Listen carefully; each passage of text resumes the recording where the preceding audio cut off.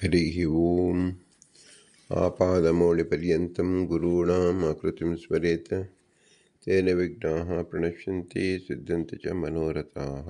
श्रीगुरुभ्यो नमः। परमगुरुभ्यो नमः। श्रीमदानन्दतीर्थभगवत्पादाचार्यगुरुभ्यो नमः। मन्मनोभीष्टवरदं सर्वाभीष्टफलप्रदं पुरन्दरगुरुं वन्दे दासश्रेष्ठं दयानिधिम् विद्या विनय संपन्नान् शान्तादिगुणब्रह्मितान् सशास्त्रप्रवचनासक्तालीलमिलार्यान् गुरुन् भजे। पृथ्वीमण्डलमध्यस्याः पूर्णबोधमतारगाः वैष्णवाः विष्णुहृदयाः तान् नमस्ये गुरुमम। हरिः ओं। ಶ್ರೀಶಾಪಾಹಿ ಅನಂತಕೋಟಿಬ್ರಹ್ಮಾಂಡನಾಯಕ ಎಂಬುದು ಶ್ರೀ ಪುರಂದರದಾಸರು ರಚಿಸಿದ ಭವ್ಯಗ್ರಂಥ.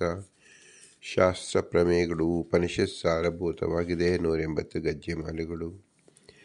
ನಾವು 82ರಿಂದ 92ನೇ ಗದ್ಯವನ್ನು ನೋಡುತ್ತಿದ್ದೆವು. ಅಕ್ರೂರ ವರದ, ಅಂಬರೀಷ ವರದ, ನಾರದ ವರದ, ಪ್ರಹ್ಲಾದ ವರದ, ಗಜೇಂದ್ರ ವರದ, ಮುಚುಕುಂದ ವರದ, ಧ್ರುವ ವರದ, ವಿಭೀಷಣ ವರದ, ಪುಂಡರೀಕ ವರದ ಮತ್ತು ಪರಾಶರ ವರದ ಎಂದು 10 ಜನ ವರದರು. 10 ಎಂಬುದು ದಶ ಸಂಖ್ಯೆಯಲ್ಲ, ಅನಂತ ಸಂಖ್ಯೆ.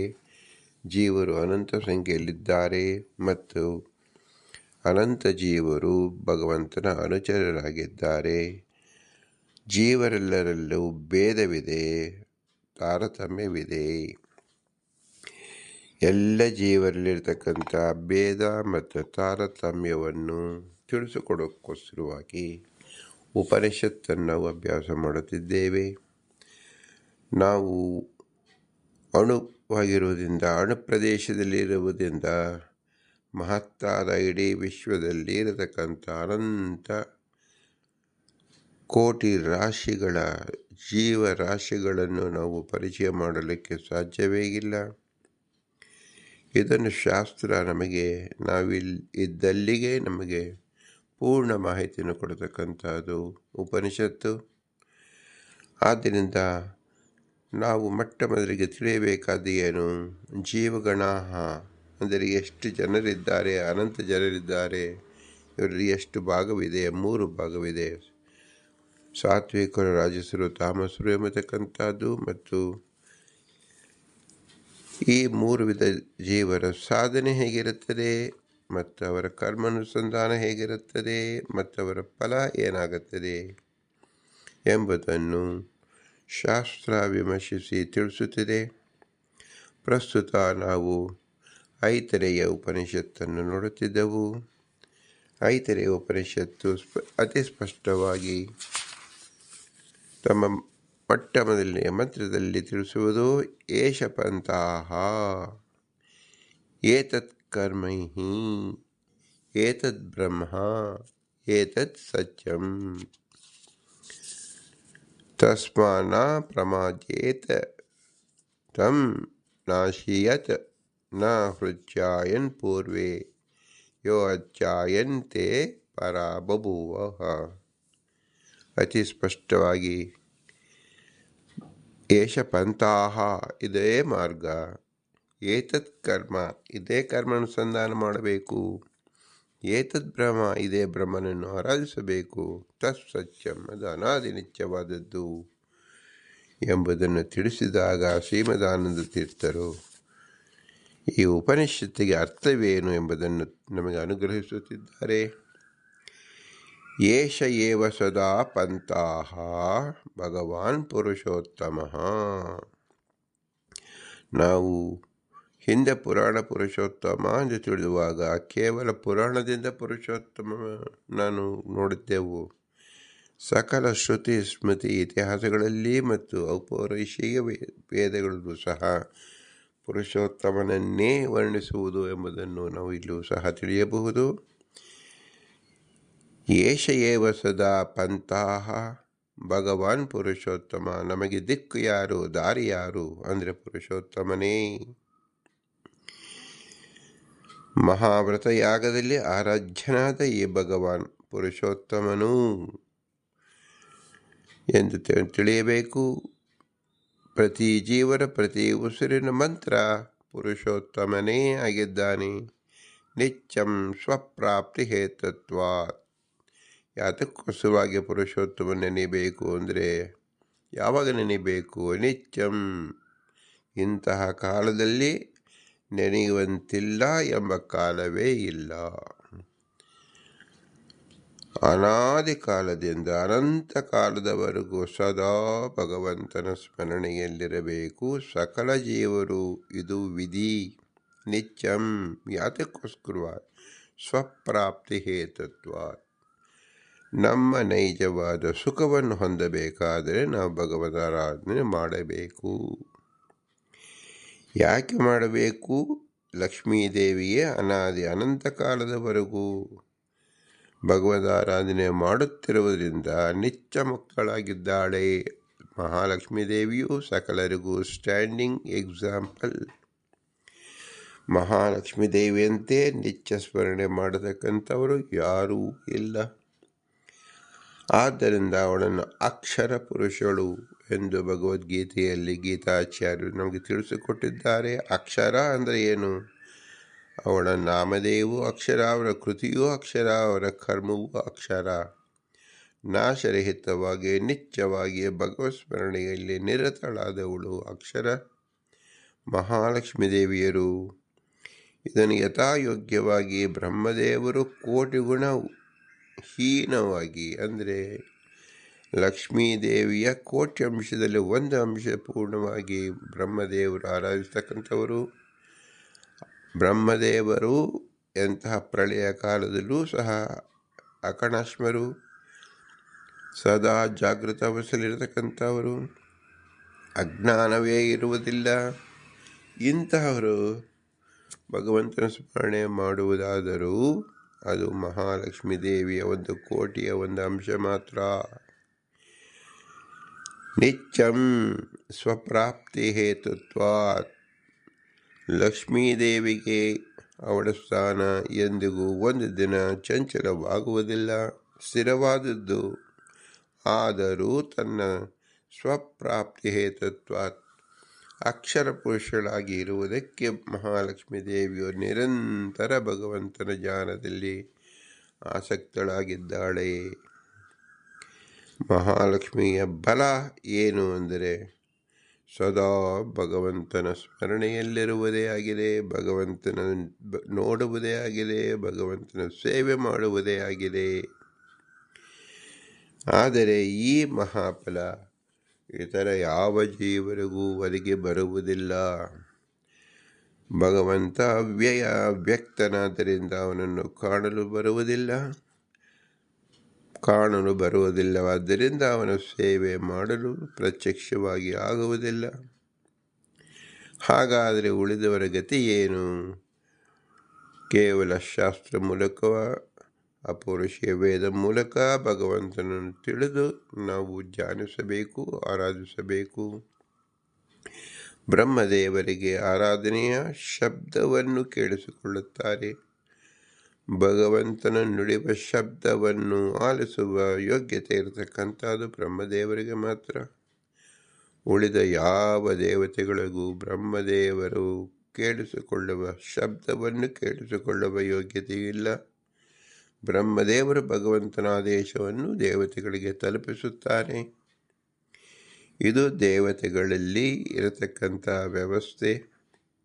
ಸಕಲ ದೇವತೆಗಳು ನಮಗೆ ತತ್ವಾಭಿಮಾನಿ ದೇವತೆಗಳು. ಆದ್ದರಿಂದ ನಾವು ಏನು ತಿಳಿದುಕೊಳ್ಳಬೇಕು? ನಮ್ಮ ಅಣು ರೇಣು ಪ್ರತಿಯೊಂದು ಶರೀರದ ಒಂದು ಕಣಕಣದಲ್ಲಿಯೂ ಸಹ ತತ್ವಾಭಿಮಾನಿ ದೇವತೆಗಳು ನಿಂತು ಈ ಕೃತಿಯನ್ನು ಮಾಡಿಸುತ್ತಿದ್ದಾರೆ. ಅವರ ಯೋಗ್ಯತೆ ಏನು? ಪರಬ್ರಹ್ಮನಿಂದ, ಅಂದರೆ ಚತುರ್ಮುಖ ಬ್ರಹ್ಮನಿಂದ ಭಗವಂತನ ಆದೇಶವನ್ನು ಕೇಳಿಸಿಕೊಳ್ಳತಕ್ಕಂಥ ಅಪ್ರತಿಮ ಯೋಗ್ಯತೆ ಇರತಕ್ಕಂಥ ಅವರ ತತ್ವಾಭಿಮಾನಿ ದೇವತೆಗಳು. ಚತುರ್ಮುಖ ಬ್ರಹ್ಮನಾದರೂ ನೇರವಾಗಿ ಭಗವಂತನಿಂದ ಧ್ವನಿಯನ್ನು ಕೇಳತಕ್ಕಂಥ ಯೋಗ್ಯತೆ ಉಳ್ಳವನು. ಮಹಾಲಕ್ಷ್ಮೀ ದೇವಿಯಾದರೂ ನಿತ್ಯ ಸ್ಪಷ್ಟವಾಗಿ ನೋಡುತ್ತಿರುವಳು, ಸೇವೆ ಮಾಡುತ್ತಿರುವಳು ಮತ್ತು ಧ್ಯಾನ ಮಾಡುತ್ತಿರುವಳು. ಆದ್ದರಿಂದ ಏಷ ಪಂಥಾಃ ಭಗವಾನ್ ಪುರುಷೋತ್ತಮ ನಿತ್ಯಂ ಸ್ವಪ್ರಾಪ್ತಿ ಹೇತುತ್ವಾತ್. ಈ ಒಂದು ವ್ಯಾಜ ಅಂದರೆ ಯುಕ್ತಿ ಯಾವಕ್ಕೋಸ್ಕರವಾಗಿ ನಾವು ಭಗವಂತನ ಆರಾಧನೆ ಮಾಡಬೇಕಂದ್ರೆ ಪ್ರಾಪ್ತಿ ಹೇತುತ್ವಾದಿದೆ, ಮುಖ್ಯವಾದ ಹೇತು ಕಾರಣವಾಗಿದೆ. ನಮ್ಮ ನೈಜವಾದ ಸುಖವನ್ನು ಪಡೆಯಲು ಭಗವಂತನ ಆರಾಧನೆ ಮಾಡಬೇಕು. ಅದೇ ಮಾರ್ಗ. ಕರ್ತೃತ್ವಾತ್, ಎಲ್ಲ ಜೀವರಿಗೆ ಕರ್ತೃತ್ವ ಎಂಬತಕ್ಕಂಥದ್ದು ಪ್ರಧಾನವಾಗಿದೆ. ಈ ಕರ್ತೃತ್ವದಿಂದ ನಾವು ಮಾಡಬೇಕಾದ ಕರ್ತವ್ಯ ಭಗವಂತನ ಸ್ಮರಣ. ಏಷ ಪಂಥ ಸ್ವಪ್ರಾಪ್ತಿ ಹೇತುತ್ವಾತ್ ಕರ್ತೃತ್ವಾತ್. ಕರ್ಮ ಮಾತೃತಃ. ಭಕ್ತರಿಗೆ ತಪ್ಪದೆ ಮುಕ್ತಿ ಕಾರಣನಾಗುವುದರಿಂದ ಪಂಥ ಎನಿಸಿದ್ದಾನೆ.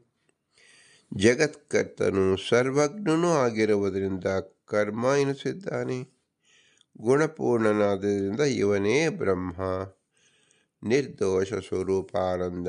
ಆದ್ದರಿಂದ ಸತ್ಯ, ಅವನನ್ನು ಎಂದೂ ಮರೆಯಬಾರದು.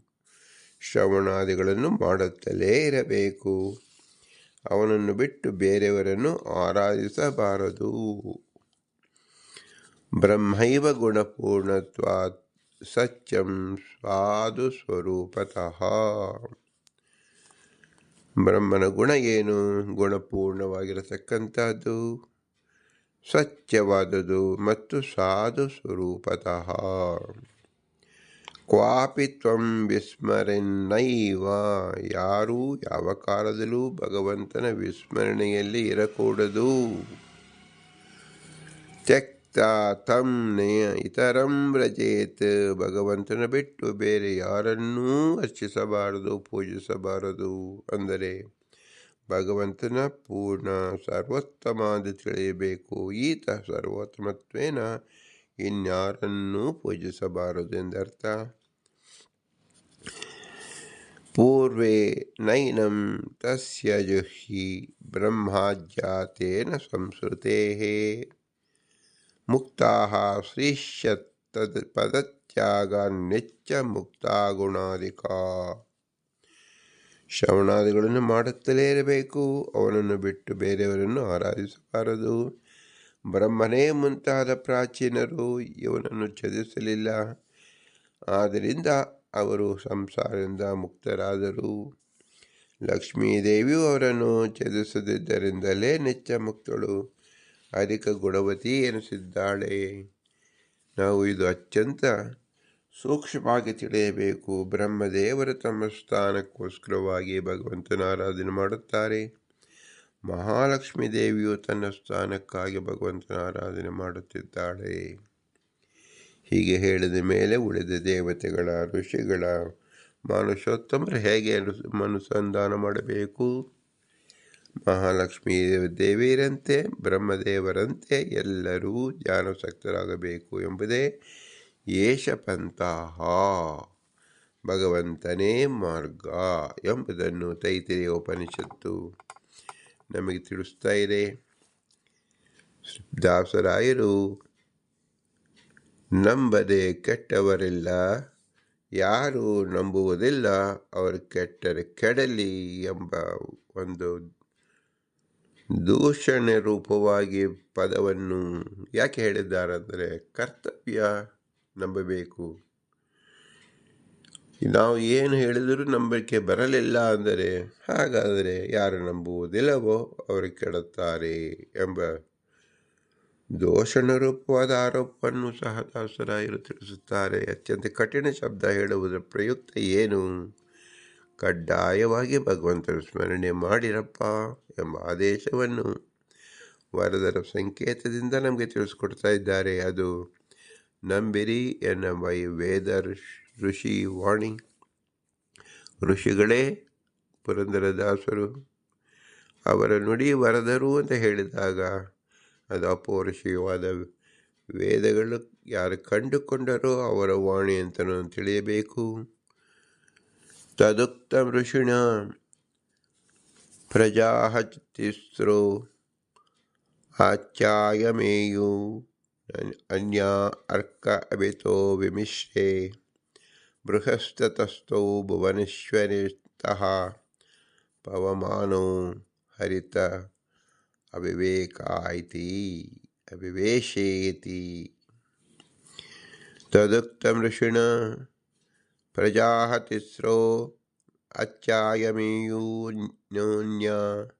ಅರ್ಕಮಿವೀತೋ ವಿಮಿಶ್ರೇ ಬೃಹದ್ಯತಸ್ಥೌ ಭುವನೇಶ್ವಂತಃ ಪವಮಾನೋ ಹರಿತ ಆವಿವೇಶಃ ಇತಿ.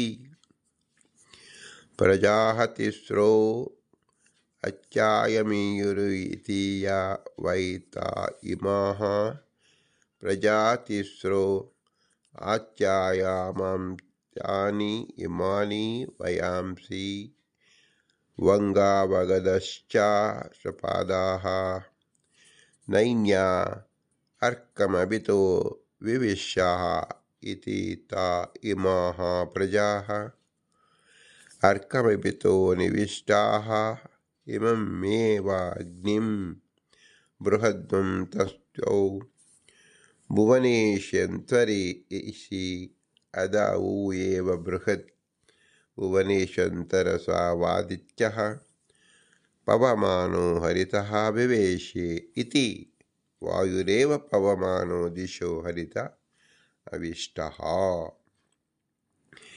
ಈ ಉಪನಿಷತ್ತಿನ ಪದ್ಯರೂಪ ಮತ್ತು ಗದ್ಯರೂಪದ ಅರ್ಥ ಏನು ಅಂದರೆ, ಸರ್ವಜ್ಞನಾದ ಹಯಗ್ರೀವ ರೂಪಿ ಹರಿ ಹೀಗೆ ಹೇಳಿದ್ದಾನೆ. 3 ಬಗೆಯ ಜನರು ಹರಿಭಜನೆಯನ್ನು ತೊರೆದರು, ನಿತ್ಯ ನರಕದಲ್ಲಿ ಬಿದ್ದರು. ಬೇರೆ 3 ಬಗೆಯ ಜನರು ಅರ್ಕನನ್ನು, ಲೋಕಾಂತರ್ಗತ ಬೃಹತ್ತನ್ನು, ದಿಕ್ಕುಗಳನ್ನು ವ್ಯಾಪಿಸಿದ ಪವಮಾನನನ್ನು ಆರಾಧಿಸಿದರು. 3 ಬಗೆಯ ಜನರು ಹರಿಭಜನೆಯನ್ನು ತೊರೆದರು ಎಂಬಲ್ಲಿ ಯಾವ 3 ಬಗೆಯ ಜನರು ಹರಿಭಜನೆಯನ್ನು ತೊರೆದರು ಎಂದರೆ, ಪಿಶಾಚರು, ರಾಕ್ಷಸರು ಮತ್ತು ಅಸುರರು. ಬೇರೆ ಜನರು ಅರ್ಕನನ್ನು ಆರಾಧಿಸಿದರು ಎಂದರೆ, ಈ ಮಾನುಷೋತ್ತಮರು ಅಗ್ನಂತರ್ಗತ ಅರ್ಕನಾಮಕ ವಿಷ್ಣು ರೂಪವನ್ನು ಉಪಾಸನೆ ಮಾಡಿದರು ಎಂದರ್ಥ. ಲೋಕಾಂತರ್ಗತ ಬೃಹತ್ತನ್ನು ಆರಾಧಿಸಿದರು ಎಂದರೆ, ಲೋಕಾಂತರ್ಗತ ಬೃಹನ್ನಾಮಕ ವಿಷ್ಣು ರೂಪ ಆದಿತ್ಯಾಂತರ್ಗತವಾದುದು. ದಿಕ್ಕುಗಳನ್ನು ವ್ಯಾಪಿಸಿದವನು ಪವಮಾನ ಎಂದರೆ, ವಾಯುದೇವಾಂತರ್ಗತ ಪವಮಾನ ನಾಮಕ ವಿಷ್ಣು ರೂಪವೇ ದಿಕ್ಕುಗಳನ್ನು ವ್ಯಾಪಿಸಿದೆ. ಐತರೇಯ ಸೂಕ್ತ ಅತಿ ಸ್ಪಷ್ಟವಾದ ವಚನದಲ್ಲಿ ತಿಳಿಸತಕ್ಕಂಥದ್ದು, ಏಷ ಪಂಥಾಃ ಏತತ್ ಕರ್ಮ ಏತತ್ ಬ್ರಹ್ಮ ಏತತ್ ಸತ್ಯಂ ಎಂಬುದು 3 ವಿಧ ಜೀವರಲ್ಲಿ ಯಾರು ತಿರಸ್ಕಾರ ಮಾಡಿದರು, ಯಾರು ಅದನ್ನು ಅನುಸರಿಸಿದರು ಎಂಬ ಸ್ಪಷ್ಟ ವಚನವನ್ನು ತಿಳಿಸ್ತಾ ಇದ್ದಾರೆ.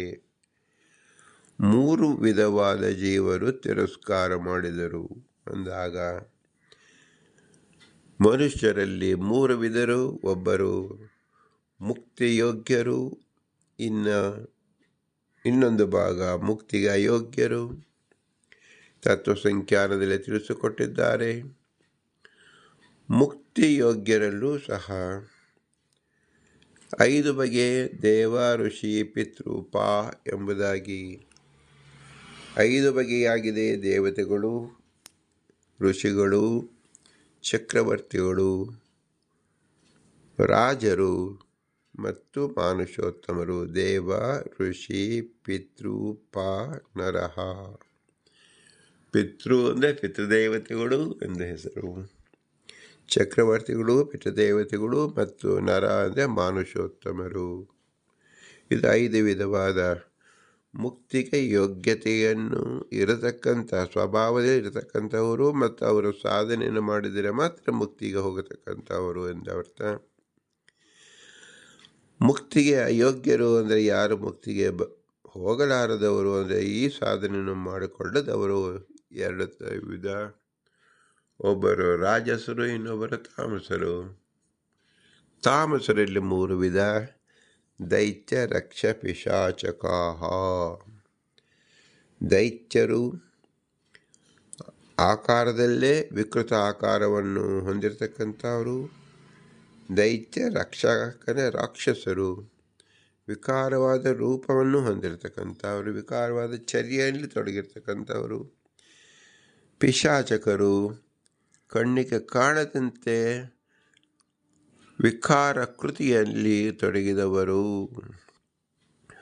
ಒಬ್ಬರ ಆಕೃತಿ, ಇನ್ನೊಬ್ಬರ ಕಾರ್ಯ, ಇನ್ನೊಬ್ಬರ ದರ್ಶನ, ಅದೇ ವ್ಯಕ್ತವಾಗುವಿಕೆ, ಇದು ಮೂರಲ್ಲೂ ಸಹ ವೈಪರೀತ್ಯವನ್ನು ಕಾಣಲೋಸುವಾಗಿ ದೈತ್ಯ ರಕ್ಷ ಪಿಶಾಚಕಾಹ. ಪಿಶಾಚಿಗಳು ಕಣ್ಣಿಗೆ ಕಾಣದಂತೆ ದುಷ್ಟ ಕಾರ್ಯವನ್ನು ಮಾಡುತ್ತಾರೆ. ರಾಕ್ಷಸರು ಬೃಹದಾಕಾರ್ಯವಾಗಿ ಇದ್ದು ಅನಿಷ್ಟ ಕರ್ಮವನ್ನು ಮಾಡುತ್ತಾರೆ, ಧ್ವಂಸವನ್ನು, ಹಿಂಸೆಯನ್ನು ಮಾಡುತ್ತಾರೆ. ದೈತ್ಯರು ಸಾಧು ರೂಪದಲ್ಲಿದ್ದುಕೊಂಡು ರಾಕ್ಷಸರ ವೃತ್ತಿಯನ್ನು, ಪಿಶಾಚಕರ ವೃತ್ತಿಯನ್ನು ಮಾಡುತ್ತಾರೆ. ಇವರು ದೈತ್ಯರು. ದೈತ್ಯ ರಕ್ಷ ಪಿಶಾಚಕಾಹ. ಈ ಮೂವರು ಭಗವಂತನ ಆರಾಧನೆ ಏಷಪಂಥಾಹ ಎಂಬುದನ್ನು ಧಿಕ್ಕರಿಸಿದವರು. ಏಷಪಂಥಾಹ ಏತತ್ ಕರ್ಮ ಏತದ್ ಬ್ರಹ್ಮ ಏತಂ ಸತ್ಯಂ ಎಂಬತಕ್ಕಂಥದ್ದನ್ನು ಧಿಕ್ಕರಿಸಿ ನಡೆಯತಕ್ಕಂಥವರು ದೈತ್ಯ ರಕ್ಷ ಪಿಶಾಚಕರು. ಇವರು ತಮೋಯೋಗ್ಯರು. ಆದ್ದರಿಂದ ಈ ತಮೋಯೋಗ್ಯರಿಗಾಗುವ ಫಲವನ್ನು ಉಪನಿಷತ್ತು ನಮಗೆ ತಿಳಿಸ್ಕೊಡ್ತಾ ಇದೆ. ವಿಹಾಯಸ್ಯ ನ ಪ್ರೋಕ್ತ ವಯಾಂಸಿ ಇತಿ ಪಿಶಾಚಕಾಹ ವರ್ತಿತ ಜ್ಞಾನತೋ ವಂಗ ನರಾಸ್ತೆ ಅನನಂ ಸದಾ ಅನ್ನರೂಪೈಸ್ನುಗ್ಧೋ ಹಿ ವಂಗ ಅವಗತ ನಾಮಕಾಹ. ರಾಕ್ಷಸ ಅಸುರ ಈರಪಾದ ಇತಿ ಸಮೀರಿತಾ ಧರ್ಮೋ ಜ್ಞಾನಂ ಚ ವೈರಾಗ್ಯಂ ಐಶ್ವರ್ಯಂ ಚತುರಾತ್ಮಕಃ. ವಾಯುದೇವೋಕ್ತಸುರಾಣಾಂ ಐಶ್ವರ್ಯಗುಣ ಏವ ಹಿ ಈರಾಪಾದಸ್ತತಃ ಪ್ರೋಕ್ತಾ ತೇ ತ್ರಯೋ ವಿಷ್ಣುಮೃತ್ಯಜನ್ ಪರಾಭೂತಸ್ತೆ ತು ತಮಸ್ಯಂದೇ ನಿಪಾತಿತಃ. ಆಕಾಶದಲ್ಲಿ ಸಂಚರಿಸುವುದರಿಂದ ವಯಾಂಸಿ ಎನಿಸುವರು ಪಿಶಾಚರು. ಇತರ ಉಪದೇಶದಿಂದಲೇ ಜ್ಞಾನ ಹೊಂದುವುದರಿಂದ ನರರು ವಂಗರು. ರಾಕ್ಷಸರಿಗೆ ಅವರು ಅನ್ನರೂಪರಾಗಿದ್ದು ಅವನ ಅಂದರೆ ರಕ್ಷಣೆಗೆ ಸಾಧನರಾಗುತ್ತಾರೆ. ಗದಾ ಅಂದರೆ ಆಶಿಸುವವರು. ಹೀಗೆ ನರರಿಂದ ತಮ್ಮ ರಕ್ಷಣೆಯನ್ನು ಆಶಿಸುವ ರಾಕ್ಷಸರು ವಂಗ ಅವಗದರು. ಅಸುರರೇ ಈರಪಾದರೆನಿಸುವರು. ಧರ್ಮ ಜ್ಞಾನ ವೈರಾಗ್ಯ ಐಶ್ವರ್ಯ ಈ ನಾಲ್ಕಕ್ಕೆ ಅಭಿಮಾನಿ ವಾಯುದೇವ. ಈ ನಾಲ್ಕರಲ್ಲಿ ಐಶ್ವರ್ಯ ಒಂದೇ ಅಸುರರಲ್ಲಿ ಕಾಣುವ ಗುಣ. ಆದ್ದರಿಂದ ಈರ ಅಂದರೆ ವಾಯುದೇವನ ಪಾದ, ನಾಲ್ಕನೇ ಒಂದಂಶರಾದ ಅಸುರರು ಈರಪಾದರು. ಪಿಶಾಚ ರಾಕ್ಷಸ ಅಸುರ ಎಂಬ ಈ ಮೂರು ಬಗೆಯವರು ಹರಿಭಜನೆಯನ್ನು ತೊರೆದರು. ಆದ್ದರಿಂದ ಪರಾಭವ ಹೊಂದಿದರು, ಅಂದರೆ ತಮಸ್ಸಿನಲ್ಲಿ ಹಾಕಲ್ಪಟ್ಟವರು ಎಂದು ತಿಳಿಯಬೇಕು. ಎಲ್ಲರೂ ವಾಯುದೇವರ ಅನುಚರರೇ. ವಾಯುದೇವರಲ್ಲಿರ್ತಕ್ಕಂಥದ್ದು 4 ಗುಣ: ಧರ್ಮ, ಜ್ಞಾನ, ವೈರಾಗ್ಯ ಮತ್ತು ಐಶ್ವರ್ಯ. ಈ ಐಶ್ವರ್ಯಕ್ಕೆ ಈ ದೈತ್ಯ ರಕ್ಷಾ ಪಿಶಾಚಕರು ಐಶ್ವರ್ಯವನ್ನು ಬೇರೆಯವರಿಂದ ಕಬಳಿಸಿಕೊಳ್ಳುತ್ತಾರೆ, ಆಕ್ರಮಣ ಮಾಡಿ ಸಂಪಾದಿಸುತ್ತಾರೆ. ಆದ್ದರಿಂದ ವಾಯುದೇವರ 4ನೇ ಅಂಶಭೂತರು. 4ನೇ ಒಂದು ಅಂಶ ಅಂದರೆ ಐಶ್ವರ್ಯವನ್ನು ಈ ದೈತ್ಯ ರಕ್ಷಾ ಪಿಶಾಚಕರು ಅವರ ಮನಸ್ಸಿರುತ್ತದೆ ಎಂದರ್ಥ. ಯಾರು ಐಶ್ವರ್ಯದಲ್ಲೇ ಮನಸ್ಸಿರುತ್ತಾರೋ ಅವರು ದೈತ್ಯ ರಕ್ಷ ಪಿಶಾಚಕರು ಎಂದು ನಾವು ತಿಳಿಯಬೇಕು. ಇಂತಹವರಿಗೆ ಭಗವಂತನ ಪಂಥದಲ್ಲಿ ಸಾಗುವುದಿಲ್ಲ. ಇವರು ವಿಮುಖರಾಗಿದ್ದು ಅಂದಮತ ಮನಸ್ಸನ್ನು ಪ್ರಯಾಣ ಮಾಡುತ್ತಾರೆ ಎಂದರ್ಥ. ಮುಕ್ತಿಯೋಗ್ಯರು ಸಹ 3 ಬಗೆ. ದೇವಾಶ್ಚ ಋಷಿಯೋ ಮರ್ತ್ಯ ಸತ್ತಮಃ ಇತಿ ಚ ತ್ರಯಃ. ಆಶ್ರಿತ ವಿಷ್ಣುಮೇವ ಏಕಂ ತ್ರಿಸ್ಥಾನಸ್ಥಿತಮಚ್ಯುತಂ. ಅಗ್ನಿಸ್ತಮಾಶ್ರಿತ ಮರ್ತ್ಯ ವಿಷ್ಣುಂ ಅರ್ಕಾಭಿದಂ ಪರಂ. ಅಜನ್ಯೈಃ ಅಚ್ಯುತತ್ವಾತ್ ಸಾ ಹಿ ಅರ್ಕ ಇತಿ ಉಚ್ಯತೆ ಹರಿಃ. ಅಗ್ನೌ ಕರ್ಮಾಣಿ ಕೃತ್ಯೈವ ಮಾನುಷಾ ಮುಕ್ತಿಭಾಗಿನಃ. ಕರ್ಮಭಿಃ ಶುದ್ಧಸತ್ವಾನಾಂ ಕರ್ಮಾತ್ಮಾ ಗೋಪಿ ನಾನ್ಯತಾ. ಆಶ್ರಿತಾಃ ಸೂರ್ಯಗಂ ವಿಷ್ಣುಂ ಋಷಯೋಃ ಬೃಹದಿತ್ಯಸೌ. ತೇಜಸಃ ಬ್ರಹ್ಮಣಾದುಕ್ತೋ ವಿಷ್ಣುರಾದಿತ್ಯ ಇತ್ಯಪಿ. ಆದಾನಾತ್ ಸರ್ವವಸ್ತೂನಾಂ ಸ್ವಾಧ್ಯಾಯೇನಾಂ ಉಪಾಶ್ರಿತಾಃ.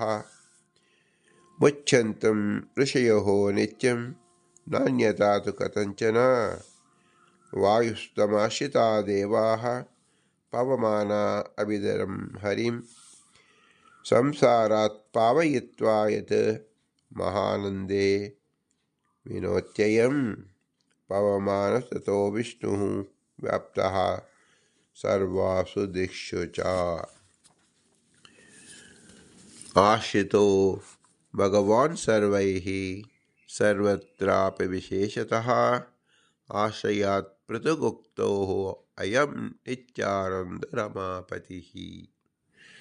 ಭಗವಂತನ ಪೂರ್ಣ ಪರಿಚಯವನ್ನು ಮುಕ್ತ ಜೀವರು ಹೇಗೆ ಮಾಡಿಕೊಂಡಿರ್ತಾರೆ ಎಂಬುದು ಸಂಕ್ಷಿಪ್ತವಾಗಿ ಉಪನಿಷತ್ತು ಹೇಳುವುದನ್ನು ಶ್ರೀಮದಾನಂದ ತೀರ್ಥರು ಭಾಷ್ಯ ರೂಪದಲ್ಲಿ ಸಂಗ್ರಹಿಸಿ ನಮಗೆ ಅನುಗ್ರಹಿಸಿದ್ದಾರೆ. ದೇವತೆಗಳು, ಋಷಿಗಳು, ಮಾನುಷೋತ್ತಮರು ಎಂದು ಬೇರೆ 3 ಬಗೆಯ ಜನರು 3 ಅಧಿಷ್ಠಾನದಲ್ಲಿ ಅವಿನಾಶಿಯಾದ ಒಬ್ಬನೇ ವಿಷ್ಣುವನ್ನು ಭಜಿಸುವರು. ಮಾನುಷೋತ್ತಮರು ಅಗ್ನ್ಯಂತರ್ಗತ ಅರ್ಕನಾಮಕ ಮಹಾವಿಷ್ಣುವನ್ನು ಉಪಾಸನೆ ಮಾಡಿದರು. ಮನುಷ್ಯರಿಂದ ವಿಶೇಷವಾಗಿ ಪೂಜಿಸಲ್ಪಡುವುದರಿಂದ ಹರಿಗೆ ಅರ್ಕ ಎನಿಸುತ್ತಾನೆ. ಮಾನುಷೋತ್ತಮರು ಅಗ್ನಿಯಲ್ಲಿ ಭಗವದ್ ಆರಾಧನೆ ರೂಪ ಕರ್ಮ ಮಾಡಿಯೇ ಮುಕ್ತಿಭಾಗಿಗಳಾಗುತ್ತಾರೆ. ಕರ್ಮತ್ಯಾಗ ರೂಪ ಸನ್ಯಾಸವು ಕರ್ಮದಿಂದ ಅಂತಃಕರಣ ಶುದ್ಧಿ ಪಡೆದವರಿಗೆ ಮಾತ್ರ, ಉಳಿದವರಿಗೆ ಅಲ್ಲ. ಅಗ್ನಿಯಲ್ಲಿ ಉಪಾಸನೆ ಮಾಡುವುದರ ಅಭಿಪ್ರಾಯ ಏನು ಅಂದರೆ, ಕರ್ಮತ್ಯಾಗ ರೂಪ ಮತ್ತು ಸನ್ಯಾಸ. ಕರ್ಮದಿಂದ ಅಂತಃಕರಣ ಶುದ್ಧಿ. ಅಂತಃಕರಣ ಶುದ್ಧಿಯಾದಾಗ ಜ್ಞಾನ ಬರುತ್ತದೆ. ಯಾರು ಅರ್ಕ ಅಂದರೆ ಅಗ್ನಿಯನ್ನು ಆರಾಧನೆ ಮಾಡುವುದಿಲ್ಲ, ಅವರಿಗೆ ಶುದ್ಧಿ ಆಗುವುದಿಲ್ಲ. ಆದ್ದರಿಂದ ಅವರಿಗೆ ಯೋಗ್ಯ ಜ್ಞಾನ ಬರುವುದಿಲ್ಲ ಎಂದು ತಾತ್ಪರ್ಯ. ಋಷಿಗಳು ಸೂರ್ಯನಲ್ಲಿ ವಿಷ್ಣುವನ್ನು ಆರಾಧಿಸಿದರು. ತೇಜಸ್ಸಿನಿಂದ ತುಂಬಿರುವುದರಿಂದ ವಿಷ್ಣುವೇ ಬೃಹತ್ ಎನಿಸಿದನು. ಎಲ್ಲ ವಸ್ತುಗಳನ್ನು ತನ್ನ ವಶಕ್ಕೆ ತೆಗೆದುಕೊಂಡಿದ್ದರಿಂದ ಅವನೇ ಆದಿತ್ಯನೆಂದು ಕರೆಸಿಕೊಂಡಿದ್ದಾನೆ. ಋಷಿಗಳು ನಿರಂತರ ವೇದಾಧ್ಯಯನದಿಂದ ಆದಿತ್ಯಾಂತರ್ಗತ ಹರಿಯನ್ನು ಆರಾಧಿಸಿಯೇ ಮುಕ್ತಿಭಾಗಿಗಳಾಗುತ್ತಾರೆ, ಬೇರೆ ಯಾವ ರೀತಿಯಿಂದಲೂ ಅಲ್ಲ. ಮಾನುಷೋತ್ತಮರು ಅಗ್ನಿಯಿಂದ ಅರ್ಕ ಉಪಾಸನೆ ಮಾಡಿ ಕರ್ಮದಿಂದ ದೇಹಶುದ್ಧಿಯಿಂದ ಜ್ಞಾನವನ್ನು ಪಡೆದುಕೊಂಡರೆ ಋಷಿಗಳು ಅವರಿಗೆ ಪ್ರತ್ಯೇಕವಾಗಿ ಅಗ್ನಿಯನ್ನು ಆರಾಧಿಸಬೇಕಿಲ್ಲ. ಅವರು ಸೂರ್ಯ ಅಂತರ್ಗತ ತೇಜಸ್ಸಿನಲ್ಲಿ, ತೇಜಸ್ಸು ಎಲ್ಲ ಕಡೆ ವ್ಯಾಪ್ತನಾಗಿರತಕ್ಕಂಥ ವಿಶಾಲ ದೇಶದಲ್ಲಿ ಆ ತೇಜಸ್ಸಿನಲ್ಲಿ ಭಗವಂತನನ್ನು ಆರಾಧಿಸುತ್ತಾರೆ. ಆದ್ದರಿಂದ ಆ ಭಗವಂತನಿಗೆ ಬೃಹತ್ ಎಂದು ಹೆಸರು. ನರರು ಮಾಡತಕ್ಕಂಥದಕ್ಕೆ ಅರ್ಕ ಎಂದೇ ಹೆಸರು. ಅರ್ಕಕ್ಕಿನ್ನ ಹೆಚ್ಚು ಪ್ರದೇಶದಲ್ಲಿ ವ್ಯಾಪ್ತನಾಗಿರ್ತಕ್ಕಂಥ ತೇಜಸ್ಸು ಬೃಹತ್. ಆದ್ದರಿಂದ ನರ ಅಂದರೆ ಮಾನುಷೋತ್ತಮರಿಗಿಂತ ಉತ್ತಮರು ಋಷಿಗಳು ಆರಾಧನೆ ಮಾಡುತ್ತಾರೆ ಎಂದು ತಿಳಿಯಬೇಕು. ನರರು ಮತ್ತು ಋಷಿಗಳಾದ ಮೇಲೆ ದೇವತೆಗಳ ಬಗ್ಗೆ, ದೇವತೆಗಳು ವಾಯುವಿನಲ್ಲಿ ಪವಮಾನ ನಾಮಕ ಹರಿಯನ್ನು ಆರಾಧಿಸಿದರು. ಸಂಸಾರದ ಕೊಳೆಯಿಂದ ಜೀವರನ್ನು ಶೋಧಿಸಿ ಮಹಾನಂದದಲ್ಲಿ ಮುಳುಗಿಸುವುದರಿಂದ ವಿಷ್ಣುವೇ ಪವಮಾನ. ಅವನು ಎಲ್ಲ ದಿಕ್ಕುಗಳಲ್ಲಿಯೂ ವ್ಯಾಪ್ತನಾಗಿದ್ದಾನೆ. ದೇವತೆಗಳು ವಾಯು ಅಂದರೆ ಪವಮಾನ ಎಂಬತಕ್ಕಂಥದ್ದು ಭಗವಂತನ ನಾಮ. ಪಾವನ ಮಾಡತಕ್ಕಂಥವನು ಪವಮಾನ, ಜ್ಞಾನದಿಂದ ಪಾವನ ಮಾಡತಕ್ಕಂಥವನು ಪವಮಾನ. ಎಲ್ಲ ದೇವತೆಗಳು ಈ ಪವಮಾನನನ್ನು ಆರಾಧಿಸಿದರು. ನೋಡಿ, ಮನುಷ್ಯರಿಗೆ ಅರ್ಕ ಅಂದರೆ ಒಂದು ಸಂಕುಚಿತವಾದ ಪ್ರದೇಶ, ಅಗ್ನಿಕುಂಡಲದಲ್ಲಿ ಮಾತ್ರ ಆರಾಧನೆ ಮಾಡಬೇಕು ಅಂದರೆ ಅತಿ ಸಂಕ್ಷಿಪ್ತವಾದ ಜಾಗವಾಯಿತು. ಅಲ್ಲಿ ತೇಜಸ್ಸೂ ಸಹ ಇದೆ ಮತ್ತು ಗಾಳಿಯೂ ಇದೆ. ಆದರೆ ಋಷಿಗಳು ತೇಜಸ್ಸು ಎಲ್ಲಿ ಕಾಣುತ್ತದೋ ಅಂದರೆ ಸೂರ್ಯನ ಪ್ರತಿಭೆ, ದಿನದ ಅರ್ಧ ಭಾಗದಲ್ಲಿ ಕಾಣಿಸುವ ಪ್ರತಿಭೆಯಲ್ಲಿ ಪೂರ್ತಿ ಭಗವಂತನ ಆರಾಧನೆ ಮಾಡುತ್ತಾರೆ. ಆದ್ದರಿಂದ ಮಾನುಷೋತ್ತಮನ ಏಕ ದೇಶದಲ್ಲಿ ಉಪಾಸನೆ ಮಾಡುವುದಕ್ಕೂ ವಿಶ್ವಾದ್ಯಂತ ತೇಜಸ್ಸಿನಲ್ಲಿ ಉಪಾಸನೆ ಮಾಡತಕ್ಕಂಥ ಋಷಿಗಳು ಅಧಿಕರು ಎನಿಸಿದರು. ತಾರತಮ್ಯದಲ್ಲಿ ಸೂರ್ಯನಿದ್ದಾಗ ಮಾತ್ರ ತೇಜಸ್ಸು ಕಾಣುವುದು, ಸೂರ್ಯನಿಲ್ಲದಿದ್ದಾಗ ತೇಜಸ್ಸು ಕಾಣುವುದಿಲ್ಲ, ತಮಸ್ಸು ಕತ್ತಲಿರುತ್ತದೆ. ಆಗ ಋಷಿಗಳು ಏನು ಮಾಡುತ್ತಾರೆ? ನಿರತ ಜ್ಞಾನದಲ್ಲಿ ಆಸಕ್ತರಾಗಿರುತ್ತಾರೆ, ತೇಜಸ್ಸು ಕಾಣುವುದಿಲ್ಲ, ಅಂಥ ತೇಜಸ್ಸಲ್ಲಿ ಮುಳುಗಿರುತ್ತಾರೆ. ಆದರೆ ದೇವತೆಗಳು ಪವಮಾನನಂತೆ ಅಂದರೆ ಗಾಳಿ ಸೂರ್ಯನಲ್ಲಿ ಇಲ್ಲದಿರಲಿ, ಅಗ್ನಿಯ ಒಂದು ಸಂಕುಷ್ಟವಾದ ಪ್ರದೇಶದಲ್ಲಿರಲಿ ಇಲ್ಲದೇ ಇರಲಿ, ಗಾಳಿ ಮಾತ್ರ ಸಂಚರಿಸುತ್ತಲೇ ಇರುತ್ತದೆ. ಗಾಳಿಗೆ ಹಗಲು ರಾತ್ರಿ ಎಂಬ ಭೇದವೇ ಇಲ್ಲ.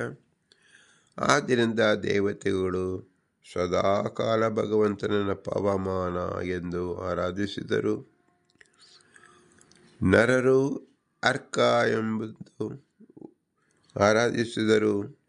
ಋಷಿಗಳು ಆದಿತ್ಯ ಅಂದರೆ ತೇಜಸ್ಸಿನನ್ನು ಆರಾಧಿಸಿದರು. ದೇವತೆಗಳು ಪವಮಾನ ಎಂದು ವಿಷ್ಣುವನ್ನು ಆರಾಧಿಸಿದರು. ಹೀಗೆ ಅವರವರ ಯೋಗ್ಯತಾ ನರರು ಮತ್ತು ಋಷಿಗಳು ಮತ್ತು ದೇವತೆಗಳ ವ್ಯಾಪ್ತಿ, ಆರಾಧನೆ ಕ್ರಮವನ್ನು ಉಪನಿಷತ್ತು ತಿಳಿಸುತ್ತದೆ. ಮಾನುಷೋತ್ತಮರು ಅಗ್ನಿಯಲ್ಲಿ ಮಾತ್ರವಲ್ಲದೆ ಆದಿತ್ಯನಲ್ಲಿಯೂ ವಾಯುದೇವನಲ್ಲಿಯೂ ಹರಿಯನ್ನು ಉಪಾಸನೆ ಮಾಡುತ್ತಾರೆ. ಹೀಗೆ ಋಷಿಗಳು ದೇವತೆಗಳು ಎಲ್ಲೆಡೆ ಭಗವಂತನನ್ನು ಭಜಿಸುತ್ತಾರೆ. ಆದ್ದರಿಂದ ಎಲ್ಲರೂ ಎಲ್ಲೆಡೆ ಈ ನಿತ್ಯಾನಂದ ಭಗವಾನ್ ರಮಾಪತಿಯನ್ನು ಆರಾಧಿಸುತ್ತಿದ್ದರು. ಮೂರೂ ಬಗೆಯ ಜನರು ಕ್ರಮವಾಗಿ 3 ಸ್ಥಾನಗಳಲ್ಲಿ ವಿಶೇಷವಾಗಿ ಆರಾಧಿಸುವುದರಿಂದ ಅವನು 3 ಸ್ಥಾನಗಳಲ್ಲಿ ಪ್ರತ್ಯೇಕವಾಗಿ ಉಕ್ತನಾಗಿದ್ದಾನೆ. ಅರ್ಕ, ಆದಿತ್ಯ ಮತ್ತು ಪವಮಾನ ಈ 3 ದೇವತೆಗಳು ಯಾವ ಭಗವಂತನ ಶಬ್ದ, ಅದರಿಂದ ಉಪಾಸನೆ ಮಾರ್ಗವನ್ನು ಮುಂದಿನ ಉಪನ್ಯಾಸದಲ್ಲಿ ತಿಳಿಯೋಣ. ಜೀವರಲ್ಲಿ 3 ವಿಧ, ಮುಕ್ತಯೋಗ್ಯರಲ್ಲೂ 3 ವಿಧ. ಆ 3 ಇದರ ಉಪಾಸನೆಯನ್ನು ನಾವು ತಿಳಿದುಕೊಂಡೆವು. ಮಾನುಷೋತ್ತಮರಿಂದ ಆರಾಧಿತವಾದ ಅರ್ಕ, ಋಷಿಗಳಿಂದ ಆರಾಧಿತವಾದ ಆದಿತ್ಯ, ದೇವತೆಗಳಿಂದ ಆರಾಧಿತವಾದ ಪವಮಾನ. ಇದನ್ನು ಮುಂದಿನ ಹಂತದಲ್ಲಿ ನಾವು ತಿಳಿಯುವುದರಿಂದ ಮನುಷ್ಯರು ಸಹ ಆದಿತ್ಯನಲ್ಲಿಯೂ ಮತ್ತು ಪವಮಾನದಲ್ಲಿಯೂ ಆರಾಧಿಸಬಹುದು. ಆದರೆ ಕೇವಲ ಪವಮಾನದಲ್ಲಿ ಆರಾಧಿಸ್ತಕ್ಕಂಥವರು ದೇವತೆಗಳು, ಕೇವಲ ಆದಿತ್ಯದಲ್ಲೇ ಮಾಡ್ತಕ್ಕಂಥವ್ರು ಋಷಿಗಳು, ಕೇವಲ ಅರ್ಕದಲ್ಲೇ ಮಾಡ್ತಕ್ಕಂಥವ್ರು ಮನುಷ್ಯರು ಎಂಬ ವ್ಯಾಪ್ತಿಯನ್ನು ನಾವು ತಿಳಿಯುವುದರಿಂದ ಆಯಾ ಜೀವರ ಯೋಗ್ಯತಾ ತಾರತಮ್ಯವನ್ನು ನಾವು ವಿಶೇಷಾಕಾರವಾಗಿ ತಿಳಿದಂತೆ ಆಗುವುದು. ಅಂತಹ ಐತರೇಯ ಉಪನಿಷತ್ತು ನಮಗೆ ವಿಶೇಷ ಸಂಗತಿಯನ್ನು ತಿಳಿಸುತ್ತಾ ಇದೆ. ಇದು ಜೀವರ ಪ್ರಕರಣದಲ್ಲಿ ಅತ್ಯವಶ್ಯಕವಾಗಿದೆ. ಇಂತಹ ವಿಶೇಷ ಜ್ಞಾನವನ್ನು ಶ್ರೀ ಪುರಂದರದಾಸರು ವರದರು ಎಂಬ ಮಾಹಿತಿಯಿಂದ ನಮಗೆ ತಿಳಿಸಿಕೊಡುತ್ತಿದ್ದಾರೆ. ಇಂತಹ ಶ್ರೇಷ್ಠ ಜ್ಞಾನ ಕೇವಲ ಮನುಷ್ಯರಾಗಿದ್ದಾಗ ಮಾತ್ರ ತಿಳಿಯಲು ಸಾಧ್ಯ. ಮನುಷ್ಯರಿಗೆ ಆಗಿದ್ದಾಗ ಈ ಮನುಷ್ಯ ಜನ್ಮನು ಕೊಟ್ಟಂಥ ತಂದೆ ತಾಯಿಗಳ ಉಪಕಾರ ಸ್ಮರಣೆಯನ್ನು ಮಾಡಬೇಕು. ತಂದೆ ತಾಯಿ ಇರುವಿಕೆ ನೆರವಾದ ಗುರು ಹಿರಿಯರ ಸ್ಮರಣೆಯನ್ನು ಮಾಡಬೇಕು. ಇವರಲ್ಲಿ ತತ್ವಾಭಿಮಾನಿಗಳಾಗಿ ನಿಂತು ವಿಶೇಷಾಕಾರ ಜ್ಞಾನವನ್ನು ಬೆಳಗಿಸಿದ ಎಲ್ಲ ತತ್ವಾಭಿಮಾನಿ ದೇವತೆಗಳನ್ನು ನಮಸ್ಕರಿಸಬೇಕು. ದೇವತೆಗಳಲ್ಲೇ ಶ್ರೇಷ್ಠವಾದ ವಾಯುದೇವರನ್ನು ಅತಿ ವಿಶಿಷ್ಟವಾಗಿ ಜೀವೋತ್ತಮ ಎಂದು ಅವರನ್ನು ಧ್ಯಾನಿಸಬೇಕು, ಕೊಂಡಾಡಬೇಕು.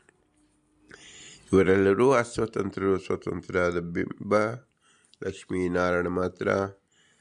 ಅವನ ಮೂಲಕವೇ, ಆ ಬಿಂಬನ ಮೂಲಕವೇ ಇವರೆಲ್ಲರೂ ಈ ಕೃತಿಯನ್ನು ಮಾಡುತ್ತಿರುವುದರಿಂದ ಇದು ಬಿಂಬೋಪಾಸನೆ ಅನಿಸುತ್ತದೆ. ಆ ಬಿಂಬನಿಗೆ ನಾವು ಸದಾ ಕೃತಜ್ಞರಾಗಿರಬೇಕು.